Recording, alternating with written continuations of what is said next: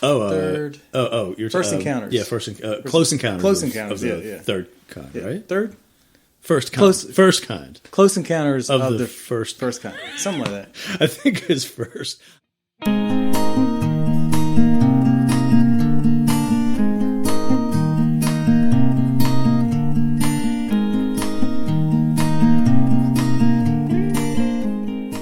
Hello and welcome to WNC Original Music episode 116, the Golden Plates episode. That's for you, Utah. Very happy to have returning this week, Taylor Maxson. Taylor is a very talented singer-songwriter from Asheville, North Carolina, and really from all around the country, presently from Asheville, North Carolina. I want to point out in the opening clip, he was right, it was Close Encounters of the Third Kind, so he's a better movie buff than I am as well.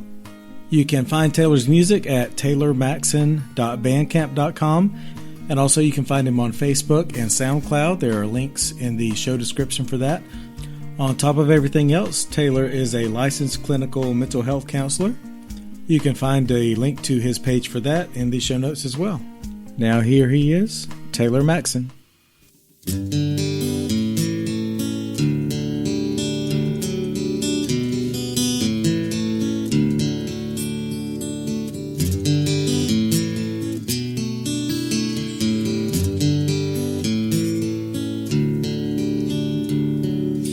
Christmas in Atlanta, the air is warm and still.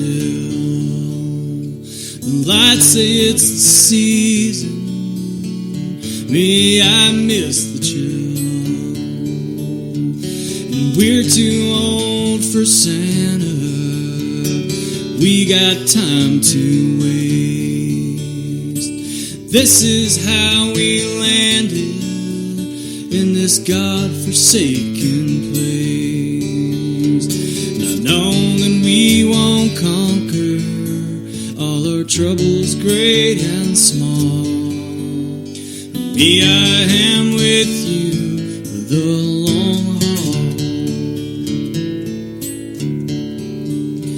And here we are, strangers, no one cares to see. Spirits are not saved here, the barkeep might agree. And one man talks to people that he alone can see. And who will take care of him on this Christmas Eve? Not knowing we won't master every question, great and small, but in you I have an answer to them all.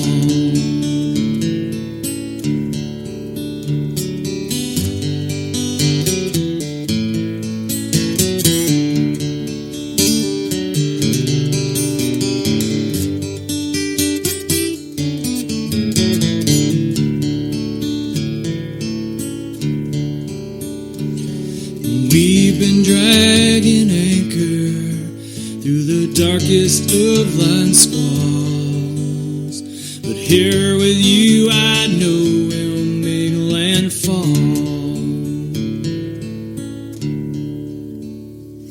It's Christmas in Atlanta, no winter wonderland, but we are here together.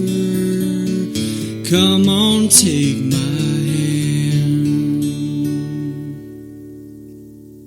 That's a sad song. It's without getting into like too much private detail, but it's kind of important. Like because I think it's one of those songs where I'm holding my cards a little bit. I think if I were the listener, the song is written in the mode of like Richard Buckner. I don't know if you know who that is, but. He's a great Americana songwriter who I learned about through like, kind of like Uncle Tupelo and Wilco, and he toured with them. He's well worth listening to. He put out 2 or 3 really great records, and then he's still doing stuff, but he just kind of, I think, disappeared, even though he's still out there. He stopped trying. And he's a really great songwriter. Anyway, so it was kind of like, it was inspired by his style of songwriting. And it was written at a period when it was a difficult juncture in my life. We were, crossing into 40, my wife and I, and child free, and thinking we wanted to build a family, but also kind of ambivalent. Mm-hmm. And we went through a process of adoption, and that totally failed. Mm-hmm. It just failed. It was just a really hard time. So that song was written as a reflection of where I was at. It was grief. It's a grief song. Yeah. Mm-hmm. So it was a sad time. So it's Christmas in Atlanta. It's the thing that was going on is, and this really was true. This was Atlanta maybe 4 or 5 years ago. It was in the upper 70s and 80s, the entire Christmas time. Yeah. It was just weird. And that felt like how I felt. Mm-hmm. Just I don't know how else to say it. Things aren't right. Yeah. Things aren't right. Yeah. We're off the rails. Mm-hmm. It's like the climate's run amok. I'm feeling amok. This is, that's basically what that song is. Yeah. But it's also, there's hope in it. Yeah. Because there's a little, there's no official chorus, but there's a little kind of, I guess what you'd call the chorus is it'll say it's been hard, but it's we've been dragging anchor through the darkest of line squalls, but here with you, I know we'll make landfall, which is kind of weird that a landlocked song like Atlanta, I'm using a boat metaphor, but see, there's a songwriting thing. You could say that doesn't really belong in that song. Maybe I should change it, and I'll probably change it now. They got lakes. Thanks, Ron. Yeah, they do have lakes, and they got rivers. Yeah, exactly.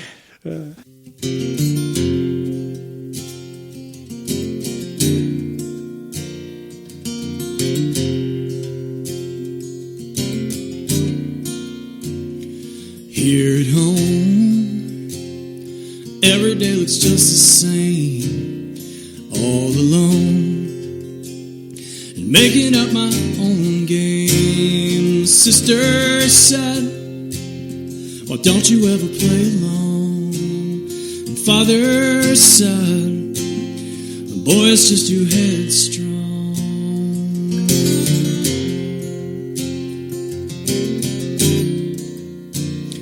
Kicking up dust and making up the silly roofs.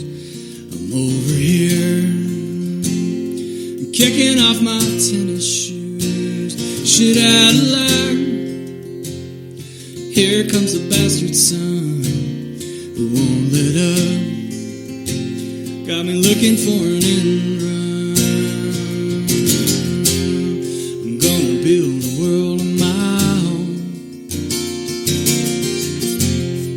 so I can do whatever I please. And when I build a world of my own,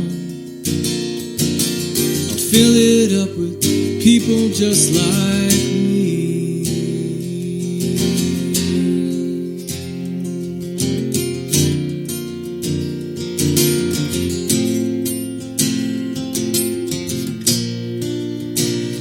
Teacher talks, but I'm lost in my own thoughts. And from my eyes, life is just a time-lapse shot. Had enough of sitting in fluorescent tunes. I'm all crammed up, I need a little elbow room.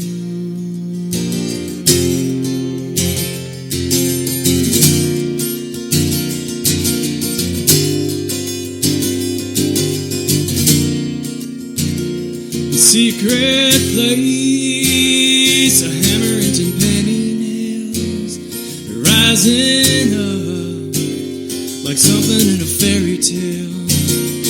Watch the moon sweep across a cloudless sky, and I'll climb up. Together we will rule the sky. I'm gonna build a world of my own,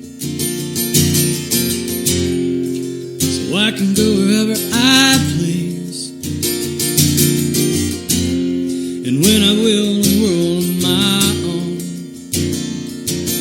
I'll fill it up with people who believe.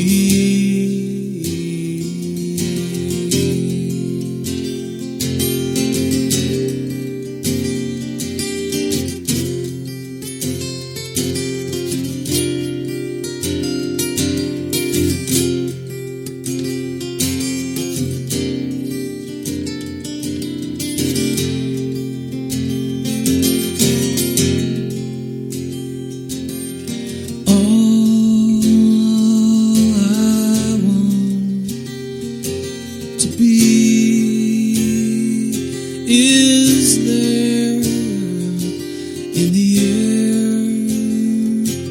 with the moon and the stars.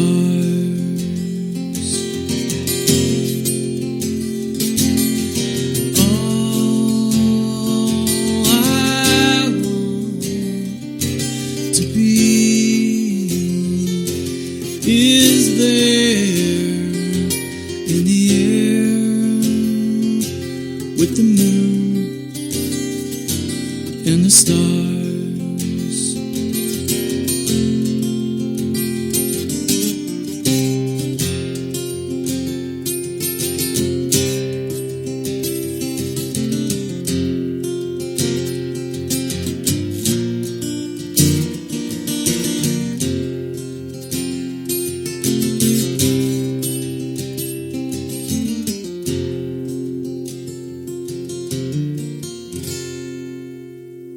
Inspired by maybe a dream, but wherever it came from, I got sort of tuned by the universe into the idea of like a weird kid, maybe like an autistic kid who doesn't have a lot of friends, and just so like a little fictional character, almost like a short story or a vignette type of thing came to me. Mm-hmm. I want to write a song cycle about a kid who has decided to build his own tower to the moon.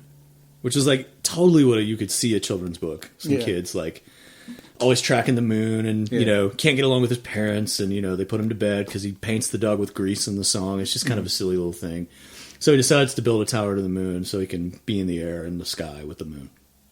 And it definitely pulls in because you can't not. There's a lot of me in it. There's an alternate verse in there that's like, what is it? It's like, it's sort of like a tired of these fluorescent tombs. Like I'm talking about being in school and the experience I had as like a kid with super ADHD, and just like how hard that experience was to like be expected by the world and teachers to like perform and to be competent in like what everybody else says I'm supposed to do when I did not jibe with how I worked naturally. You know, mostly just because like my attention was always on other things. I wanted to I was thinking about piano or the guitar when in the middle of class, and so that was very much my experience that I was filtering into that song. And I mean, you can imagine. You said it was very much like a children's book, but I think it would be a great children's book because also very much what a child would think. Like I'm going to, you know, build a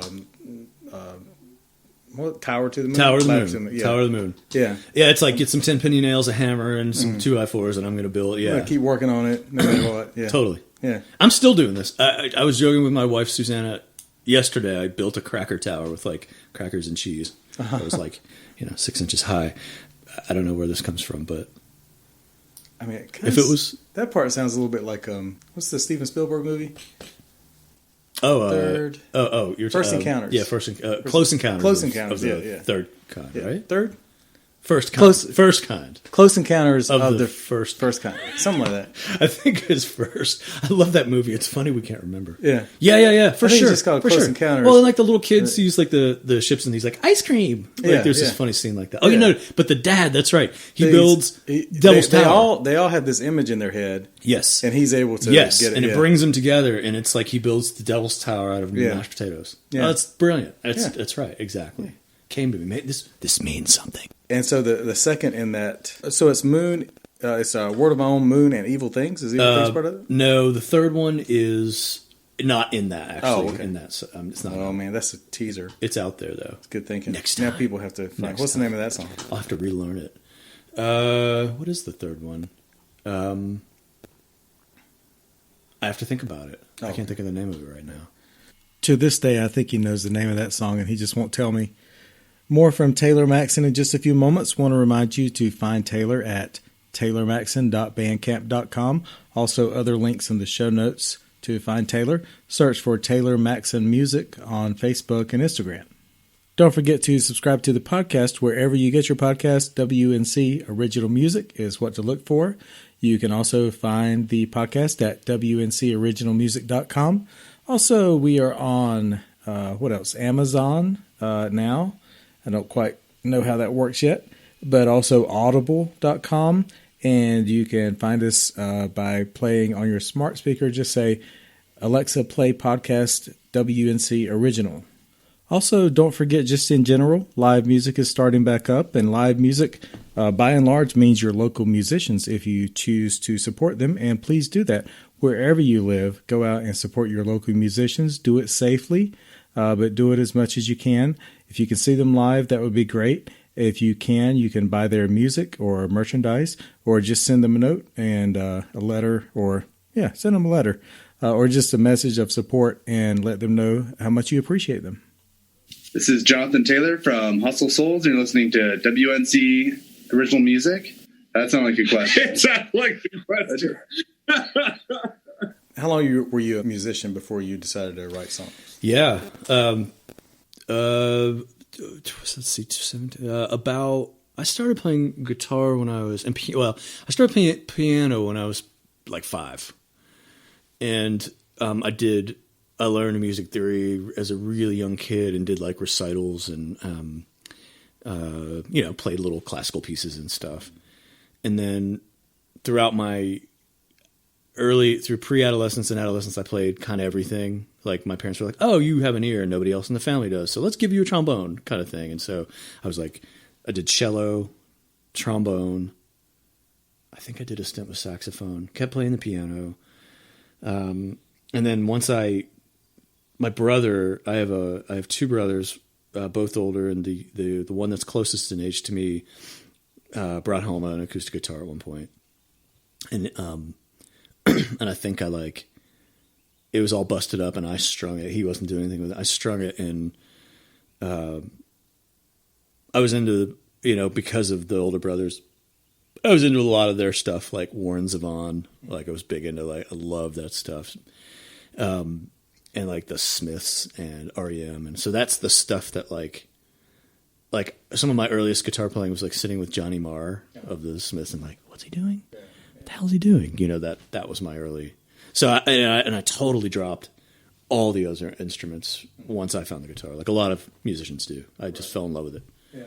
And I was able to hyper-focus 6-8 hours a day, like ignore the homework, don't eat, and learning Pink Floyd songs, just classic stuff.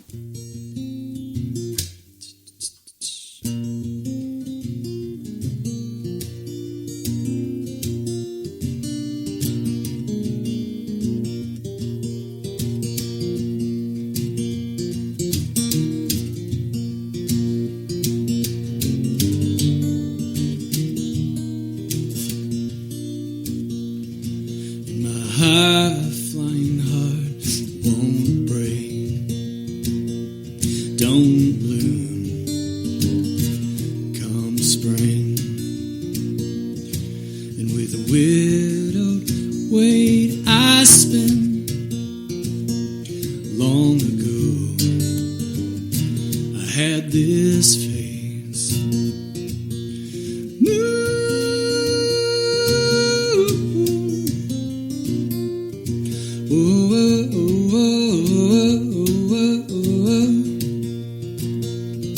When the wind scours out the gray, leaves an azure sky so clear, it gets lonely out this far. And would you like to take my place?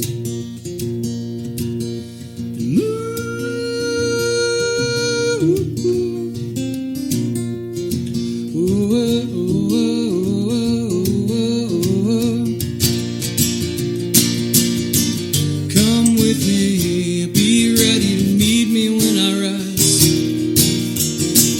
Climb up and lay upon me, and we'll take to the skies. We'll leap and charge the night just like a thoroughbred. And then when morning comes, they'll find an empty bed. Whoa.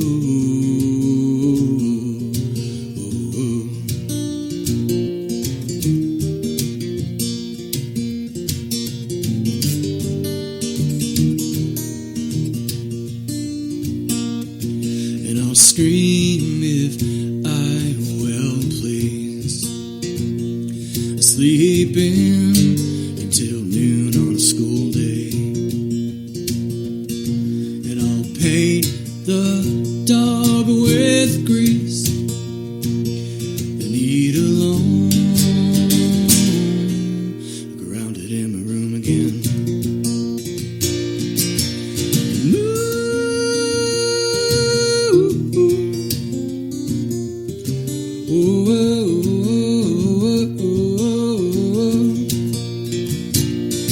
And I'll follow your bright arc through my window in the dark. And if I could take your place, then I alone would never have to clean the room again.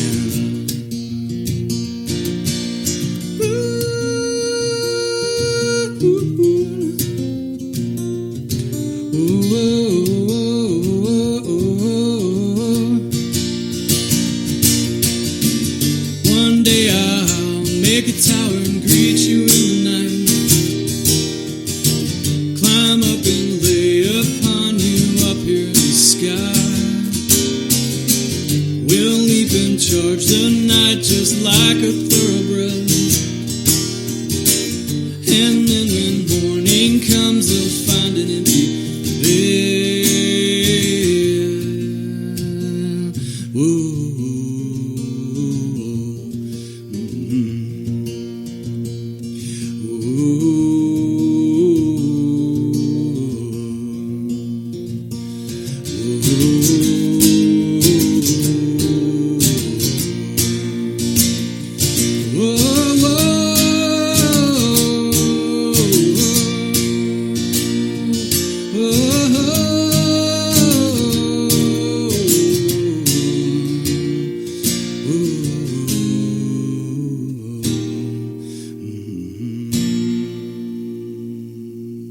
Then that begins to flesh out. World of My Own came first. That character, that boy, and that. Did we just talk about Moon? Did No. I say Moon? Instead No. of World Oh, of okay. My Own and Moon are the same. Okay. Yeah. So they're part of it, and so I'm just saying. So yeah, the kid from the World of My Own. That's the Right. That's the kid in Moon. Right. And now it's getting specifically into him and his world a little more. Mm-hmm. And so there's like it starts to like here at home, everything is just the same, all alone, making up my own games. Sister says, "Why don't you ever play along?" Mm-hmm. Father says, "The boy's just too headstrong." So it's just setting the scene, and the world of my own is obviously like going to the moon is a way to create this world of my own. I can't make sense of this world around me, so I'll make my own. Were you thinking about? Am I making this up? But I remember you talking about this. When we played music before, were you thinking about like actually writing a children's book to go along with it? That's right. We did talk about it. This goes down in the annals of many half-baked ideas that I get that I never follow through on because I tend to shift focus so quickly. I would still love to do it. In fact, we have a friend who's she's an actress and a theater aficionado, and who's from San Diego. And she really liked these songs, and she's like, you should seriously think about working this up. Like, this could be a play. Oh yeah, You could do all the music for it and incidental music, and have it be a whole thing about this kid and this family and building the tower to the moon. We'll have this awesome moon backlit, and it's like, wow, that's really exciting. But that takes focus. Yeah. You got to focus on that for a while.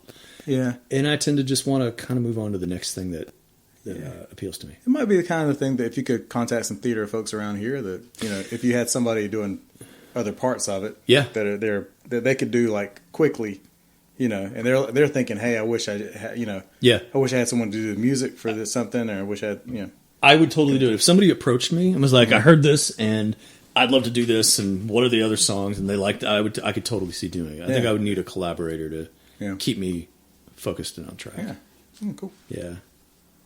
One thing I liked about, I can't remember if it's World of My Own or Moon, where you have an instrumental break. Yeah. And I see a lot of people play, especially like singer songwriters play, just an acoustic guitar live, and they'll do like a like a chord break. Yep. And it always seems kind of weird. Yep. You know, so you did a great Dead job space. of having the chords, but also putting some, you know, actual lead and, you know, melody in there, but not losing the chord. Because I think that's what they're afraid of. They're afraid if I just play a lead, it's hard to play a lead. Yeah. Keep the chord there. So you did a Yeah, great thank job you. with that. Yeah. You know, early on, I'm actually a less whatever facile guitarist than I was 20 years ago or 25 years ago. I spent hours learning. It's almost embarrassing. Do you know the Windham Hill catalog? Do you know what that is, Ron? Yeah. So like that's the stuff that. Well, I listened to a lot of stuff. I mean, I was like doing everything from like shredding like Megadeth solos, like Dave Mustaine, to playing like Windham Hill songs, so like kind of new agey. And that's where I got into these weird out tunings and tapping and a lot of this stuff. So I was really long before I did any songwriting, formal song. I mean, I wrote songs before I did lyrical work. I was writing pieces that I was attempting to put together the bass and the melody together like a Windham Hill type of guitarist might. Yeah. Or classical. I mean, I took a little classical too, so that, you know, you're keeping the bass going while you got a melody happening simultaneously, and that's probably where that comes from. If I practiced more, it'd be even better. Oh, yeah. Imagine. Thanks.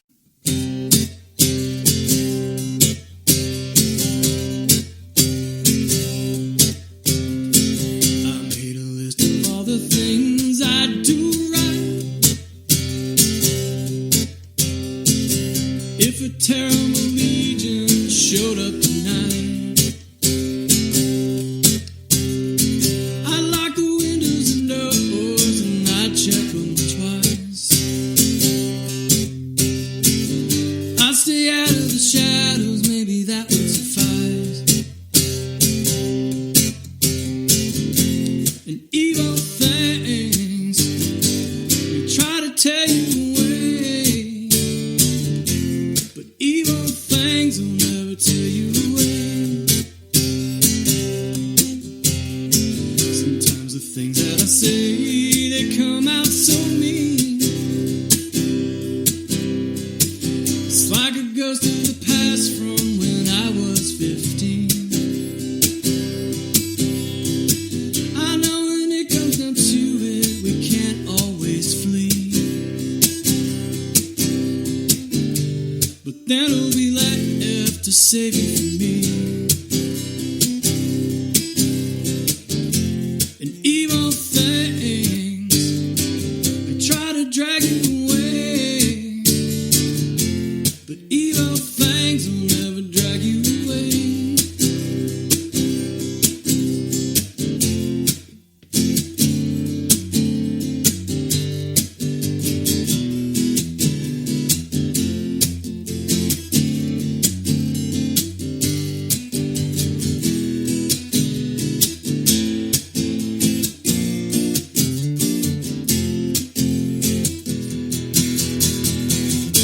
Some days I feel naked against the unknown. I hold off my dread that runs deep in my bones. I boiled every question down to the real thing. Am I a prince or a pauper, a fish or king?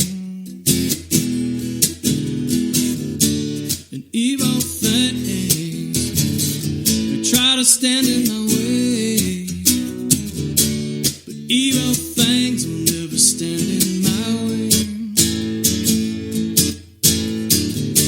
And evil things, they try to drag you away, but evil things will never drag you away. They'll never drag you away. They'll never drag you away.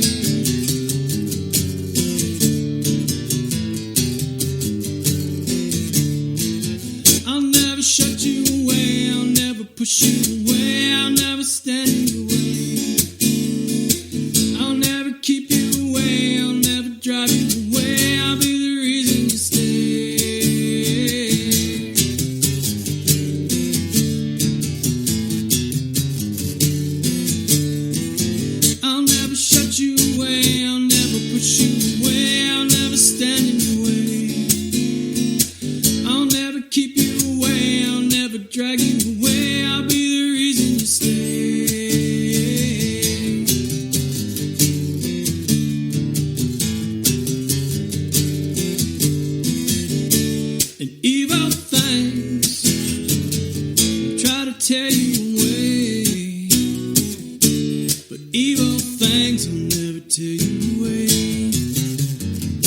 They'll never drag you away.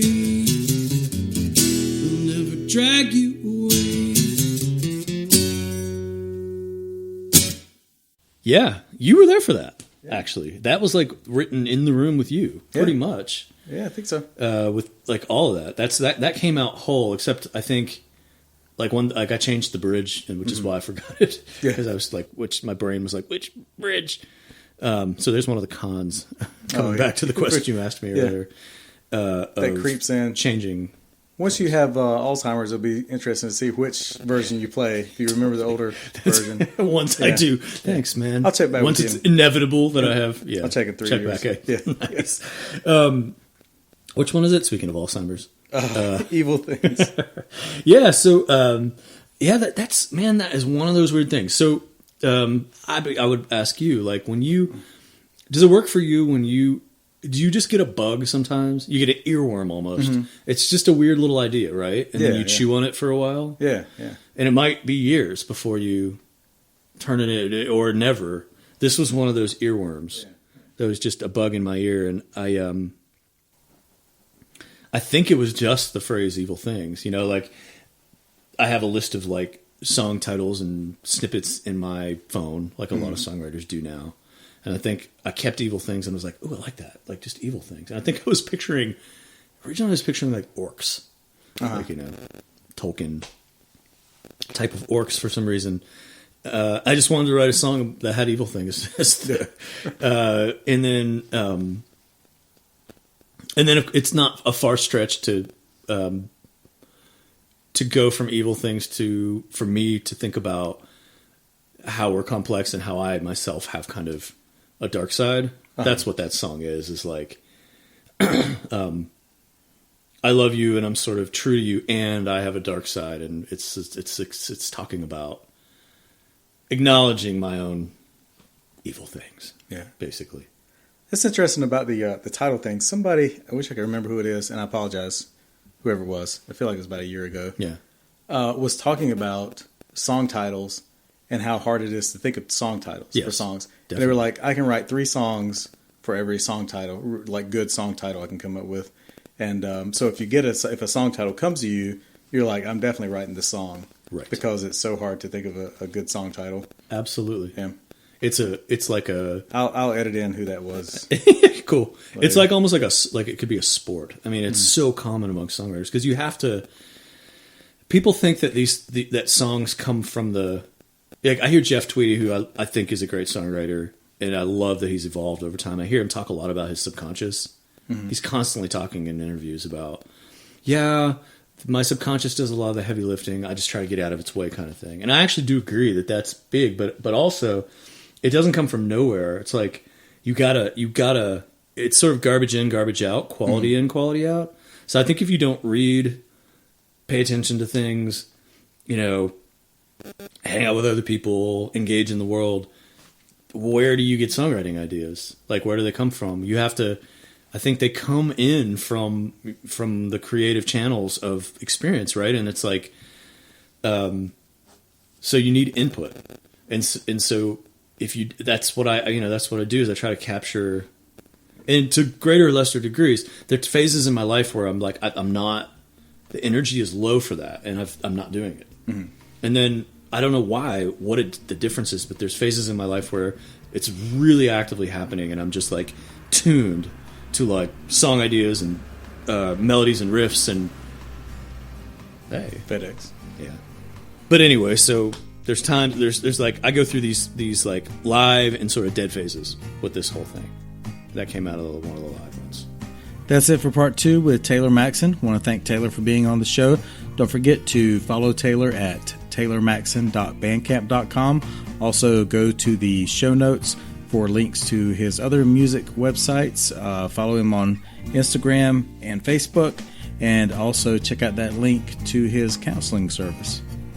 Make sure to follow the podcast wherever you get your podcasts. That is WNC Original Music. Also follow us on Facebook and Instagram. Links in the show notes as well. For the closing song this week, we have the band Violet Twin. They're an Atlanta-based indie pop band, and they're led by songwriter and producer Ron Harris. look for Nightlife, which is their debut album, and it should be out around April 2nd. I'll try to remind you of that here. Here is Violet Twin. Have a good week.